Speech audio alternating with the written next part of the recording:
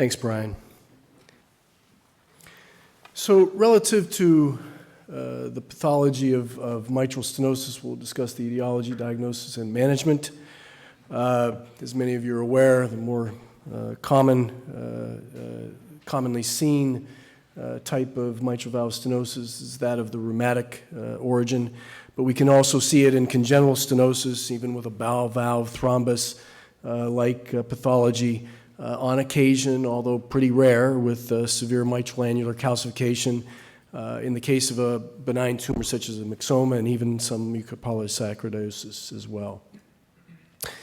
The presentation can be relatively benign, actually. Oftentimes patients present without symptoms, but do have potentially an abnormal physical exam.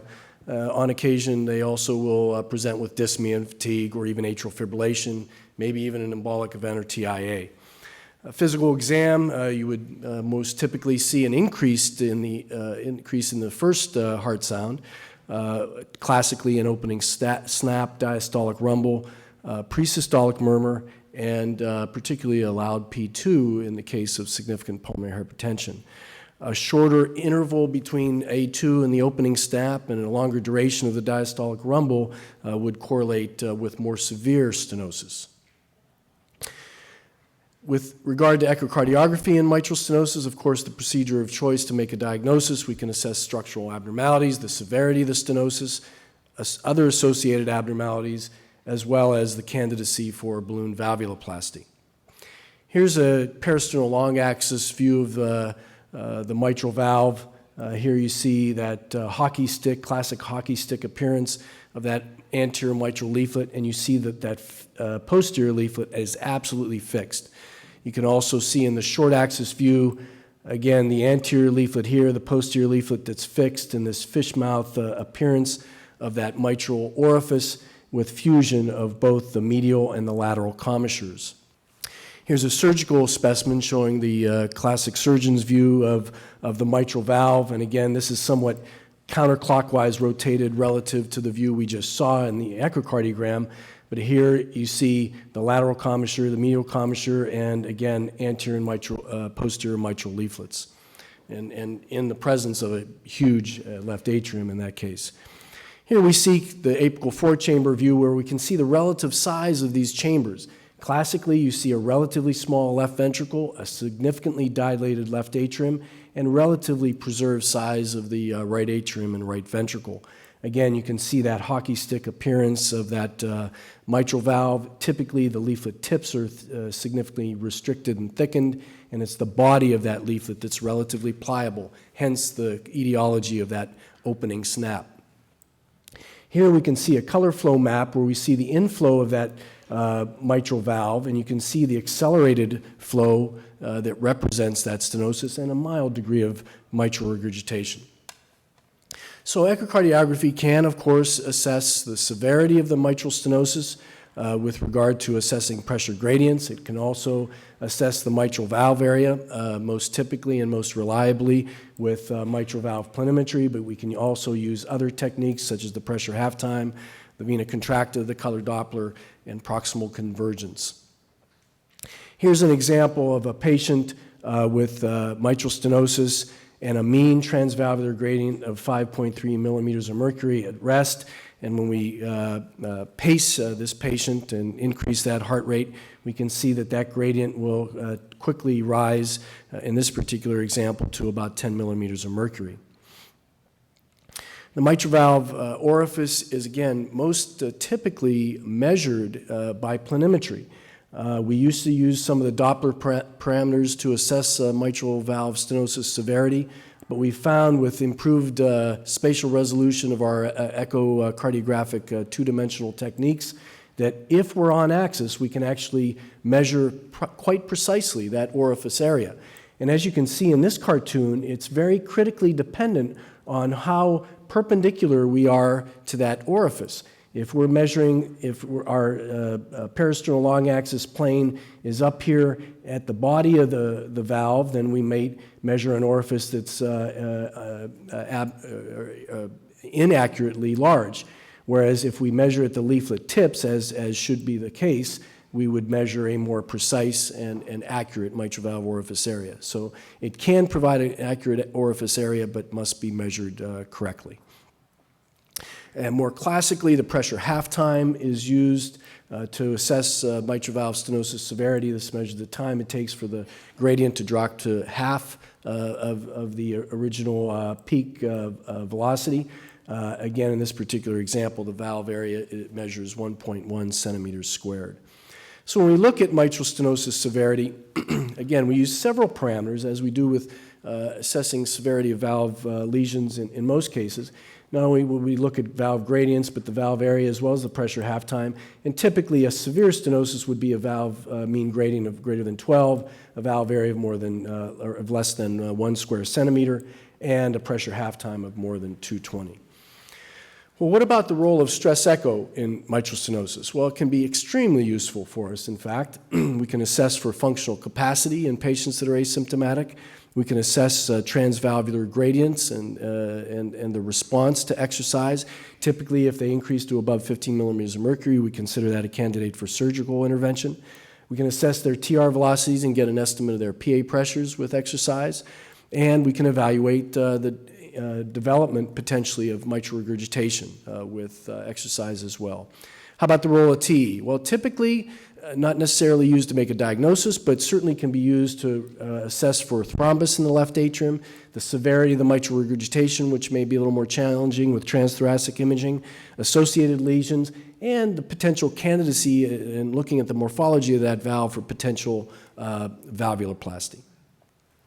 So we're going to go to a case. This is a 45-year-old female with history of rheumatic heart disease who presents for an evaluation after being followed by her PCP for many years. She's active, feels well, denies symptoms, and the transthoracic showed a rheumatic valve with a valve area of 1.5 centimeters squared, mean gradient 5 millimeters mercury, and mild mitral regurgitation. She had moderate associated aortic regurgitation, mild left atrial enlargement, a normal ventricle, and an estimated right ventricular systolic pressure of 30. Your recommendation in this case would be one of the following. Would you anticoagulate this patient with Coumadin and repeat the echo in a year? Refer for percutaneous balloon valvuloplasty? Schedule her for mitral valve replacement? Or perform a stress echocardiogram? Okay, excellent, excellent. I would wholeheartedly agree. Now, let's just go through some of the rationale behind that answer.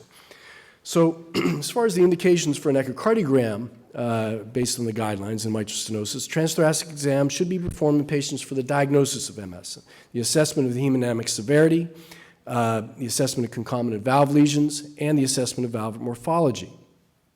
Transthoracic echo would also be performed for reevaluation in patients with known MS with changing symptoms or signs.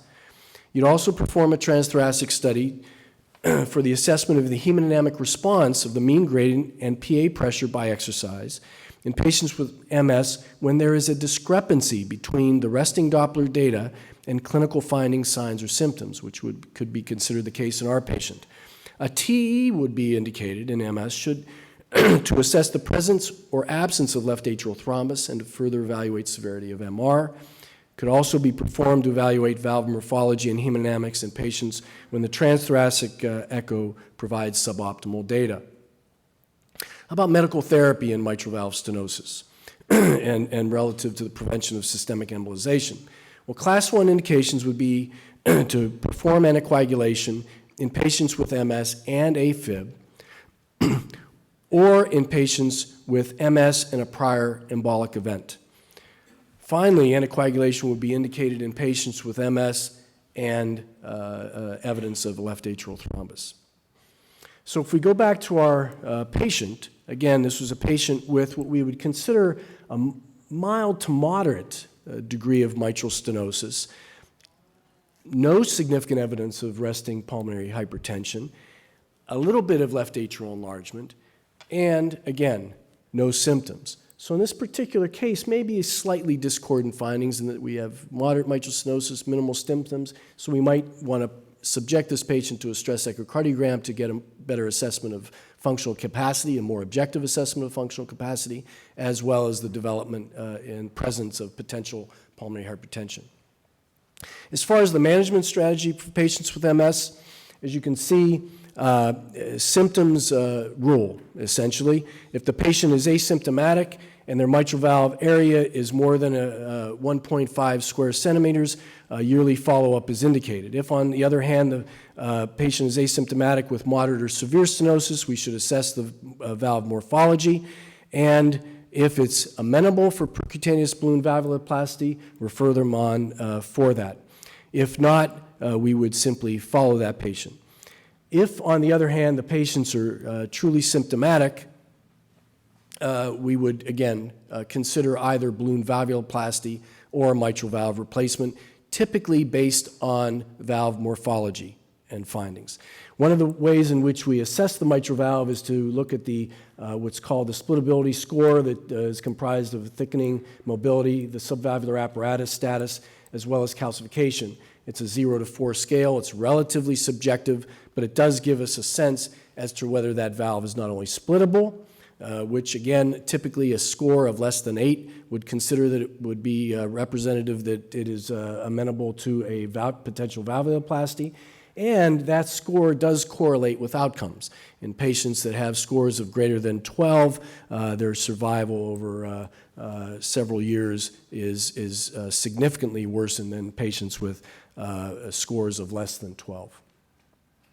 So what are the indications for balloon valvuloplasty? Class 1 indications for balloon valvuloplasty for symptomatic patients with moderate or severe mitral stenosis and a valve morphology that's favorable in the absence of left atrial thrombus or moderate to severe mitral regurgitation. If they have a lot of MR, you don't want to be trying to crack that commissure and create more mitral regurgitation.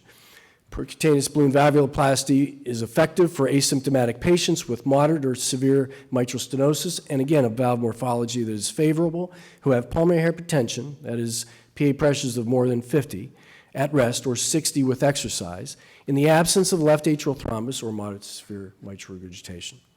Here's an example of a balloon valvuloplasty. You see the balloon being dilated and improved valve excursion post-balloon valvuloplasty. Here you see the pre-valve orifice on the left and the post-balloon valve orifice on the right, significantly improved valve area as a result of splitting, primarily that medial commissure in this particular case. So as far as management of patients with mitral stenosis but mild symptoms, again, we might consider exercising that patient population. If we saw an increase in those PA pressures of greater than 60, evidence of a wedge pressure more than 25, or a mean gradient of more than 15, we would refer them on for balloon valvuloplasty. If, however, we could not document that, we did not see an impaired functional capacity, then yearly follow-up would be in order. On the other hand, if they had moderate or severe mitral stenosis, we would again assess the valve morphology. If it was not amenable to valvuloplasty, that patient population would be referred on for mitral valve replacement. In patients with moderate to severe symptomatology, slightly different progression. Again, if they're mild, have mild stenosis of valve area of more than 1.5 centimeters squared, again, we would exercise them and assess to see whether there was evidence of significant pulmonary hypertension. If they had significant symptomatology and evidence of pulmonary hypertension, that would be a good indication that that relatively seemingly mild stenosis is in fact more significant than we might think. If it's not, if we can't elicit evidence of significant pulmonary hypertension, you should be looking for other potential causes, whether it's intrinsic lung disease, hypertension, a myriad of potential reasons why that patient might be so symptomatic in the presence of a relatively mildly stenotic valve. So a critical decision point, I think. If, on the other hand, again, moderate or severe stenosis, we would assess valve morphology, again, for balloon valvuloplasty versus mitral valve replacement. How about mitral regurgitation? Again, the etiologies, typically, most classically, a mitral valve prolapse, coronary disease, ischemic MR can always be an issue. Rheumatic disease can also lead to primarily mitral regurgitation and minimal MS. You can have a dilated annulus, endocarditis, certainly anorexogens and ergots. can harm the valves, hypertrophic cardiomyopathy, or even collagen vascular disease as etiologies. Again, the presentation, if it's acute, we would see typically significant shortness of breath, heart failure, even shock. In the chronic scenario, without symptoms, we might simply see an abnormal exam with a murmur by exam. Otherwise, they may present with dyspnea or even atrial fibrillation. Typically, the examination sees a classically holosystolic murmur at the apex that radiates out to the axilla. We would also potentially see a very, very hyperdynamic precordium, a deep displaced PMI, and potentially an irregular rhythm as well. As far as the valve morphology is concerned, although in many cases the valve can be stone cold normal, in fact, if you have a dilated annulus, for example, or a regional wall motion abnormality that's causing tethering of the mitral valve, those leaflets may be structurally absolutely normal. However, in other cases, other causes of mitral regurgitation could be rheumatic, in which case the LV would typically be relatively small, as opposed to in myxomatous disease, where we might see a dilated ventricle. Again, the mitral valve classically in rheumatic disease is thick and restricted, but in myxomatous disease, it's thick and hypermobile. The chordae are typically shortened in rheumatic disease and elongated in myxomatous disease. The aortic valve is often involved in rheumatic disease, but not too commonly involved in myxomatous disease, and calcification is going to be more prominent in the presence of rheumatic disease as well. Here's a classically myxomatous valve. You see the chordal elongation, the increased surface area of that mitral valve, classic for the myxomatous changes seen. Here's another case. This is a 55-year-old male with a history of a heart murmur for many, many years. He reports feeling well, exercises regularly on the treadmill, and denies dyspnea specifically. The transthoracic study shows posterior leaflet prolapse with severe MR that's anteriorly directed, a normal EF, a very mildly elevated end diastolic and end systolic dimension, mild left atrial enlargement, again, normal PA pressures. So what would you recommend in this particular patient? Would you follow this patient up in a year with an exam and an echocardiogram, or would you refer him on for mitral valve replacement? Another option would be referring the patient for mitral valve repair, or finally, would you just perform a stress echocardiogram, and if that was abnormal, or if it was abnormal, subject him to surgery potentially, but if normal, follow him up yearly? What would be your selection in this patient example? Okay, interesting. So we have following this patient up in a year with an exam, an echocardiogram as being one of the favorites, versus D, which would be performing a stress echocardiogram, and if normal, following up the patient yearly. In fact, the answer in this particular case I would consider to be C, and refer the patient on, primarily because the left ventricular dimensions are increased. And we'll go through the guidelines to expound upon that. Here's an example of a transesophageal echocardiogram in which we have a flail mitral valve leaflet. This is in fact a posterior leaflet flail, and you see a significant degree of mitral regurgitation here. Interestingly, this exam shows a color Doppler finding that shows a big proximal isovolemic surface area with not much of a distal jet of mitral regurgitation, but in fact severe mitral regurgitation. So when we quantify mitral regurgitation by echo, we look at the jet area. We also look at the proximal isovelocity surface area to assess the proximal jet. We can utilize both pulse Doppler and other 2D methods as well. The jet density can be helpful. The chamber size can be also helpful, as well as pulmonary veins and looking for a significant systolic reversal in the pulmonary veins, as well as the vena contracta, which is literally the diameter of the origin of that mitral regurgitation jet. Here's an example of that proximal isovelocity surface area. So as opposed to looking at the distal jet area, we can look for acceleration of flow. As any flow approaches a restricted orifice, it accelerates. And that radius of that degree of this hemisphere correlates directly with the degree of mitral regurgitation severity. And so that is a very, very significant and useful method for us in the echo lab to actually quantify regurgitant volumes and regurgitant severity. And here's the calculation that we utilize. Again, we just simply take the radius and the area of this sphere. We quantify, we also sample the blood flow, and simply by utilizing those parameters as well as our Doppler Nyquist velocity limit, we can actually calculate that regurgitant orifice area. Typically, a regurgitant orifice area of greater than 0.4 centimeters squared is consistent with severe mitral regurgitation.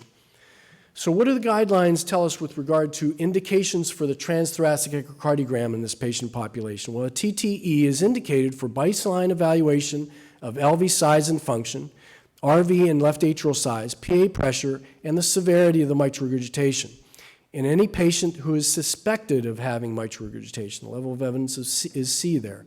A class 1 indication would also be for delineation of the mechanism of the mitral regurgitation, or is indicated for annual or semi-annual surveillance of LV function in asymptomatic patients with moderate to severe regurgitation. Transthoracic would also be indicated in patients with MR to evaluate the mitral valve apparatus and LV function after a change in signs or symptoms. And it would also be indicated to evaluate LV size and function in mitral valve hemodynamics in the initial evaluation after MVR or mitral valve repair. What about a TE? When do you have to do a TE, or when should you consider doing a TE? You don't have to do a TE here. You may see all you need to know with a transthoracic exam, of course, but it would be indicated for a pre-op or intraoperative examination to establish the anatomic basis for severe MR in patients in whom surgery is recommended to assess feasibility of the repair and to guide the repair. It would also be indicated for the evaluation of MR in patients in whom the transthoracic provides non-diagnostic information regarding the severity, mechanism, and or status of the LV. So in technically difficult cases where that can't be delineated, that information isn't provided for you, then a TE would be a good way to go. So how do we manage the patients with chronic severe MR? Well, again, symptoms are the key. If there are no symptoms, then we go to LV function and size. If there's normal LV size and function, then we would, specifically if the EF is greater than 60 and the end systolic dimension is less than 40 millimeters, we would then look for evidence of atrial fibrillation or pulmonary hypertension. If not present, then we would probably proceed and simply follow the patient every 6 months with an echocardiogram. If, on the other hand, the EF was less than 60 or the left ventricular end systolic dimension is greater than 40, which was the case in our particular patient, this would be a class 1 indication for mitral valve repair, and if not possible, even mitral valve replacement. Again, if symptoms are present, we would also look at the left ventricular function, this time to see if left ventricular function is too severe for mitral valve surgery. And only if coronal preservation is not possible in your institution, your surgeons aren't typically used to doing this, would you potentially proceed only to medical therapy. Otherwise, surgery would be indicated in this patient population. As far as the timing of surgery, again, as I alluded, left ventricular size and function is paramount, secondary to symptoms only. But we see here that the outcome based on ejection fraction is significantly impaired in this patient population if the EF is even marginally depressed, meaning an ejection fraction of between 50 and 60%. We see that survival is impaired. It's particularly poor with an EF of less than 50%. So with regard to follow-up in this patient population, when should you perform a transthoracic echocardiogram? Well, if the MR is mild and the ventricle is normal, every 5 years is perfectly fine. If the MR is moderate and the ventricle, again, is normal, then 1 to 2 year intervals is fine. If it's moderate and the ventricle is slightly abnormal, every 1 year is recommended. If it's severe with normal dimensions, yearly, and if it's severe with abnormal size or function, every 6 months. So the indications for mitral valve surgery. Class 1 indications would be if surgery would be recommended for the symptomatic patient with acute severe MR, unquestionably. Surgery is also beneficial for patients with chronic severe MR and NYHA class 2, 3, or 4 in the absence of severe LV dysfunction and/or end-systolic dimensions of greater than 55 millimeters. Mitral valve surgery is beneficial for asymptomatic patients with chronic severe MR and mild to moderate LV dysfunction, an EF of 30 to 60% and/or an end diastolic dimension greater than or equal to 40 millimeters. And mitral valve repair is also recommended over replacement in the majority of patients with severe chronic MR who require surgery and patients who should be referred to surgical centers experienced in the mitral valve repair technique. So if we go back to our patient, again, this was a patient that although he was asymptomatic, he did have a mildly enlarged end diastolic dimension, didn't quite meet the parameters necessary with regard to the end diastolic dimension, but the end systolic dimension of being over 4 centimeters does provide an indication for repair. I would also alert you to the fact that certainly in patients even with normal ventricles, normal size and systolic function, if they have severe mitral regurgitation, if the mitral regurgitation is unquestionably severe by anybody's parameter, if you have access to a surgical center that can perform a mitral valve repair surgery, that would be a class 2B indication for mitral valve surgery in that totally asymptomatic patient population. If there's a high likelihood of repair and if you have access to a surgical center that can perform that procedure. And with that, I think I'll end, take any questions, and thank you.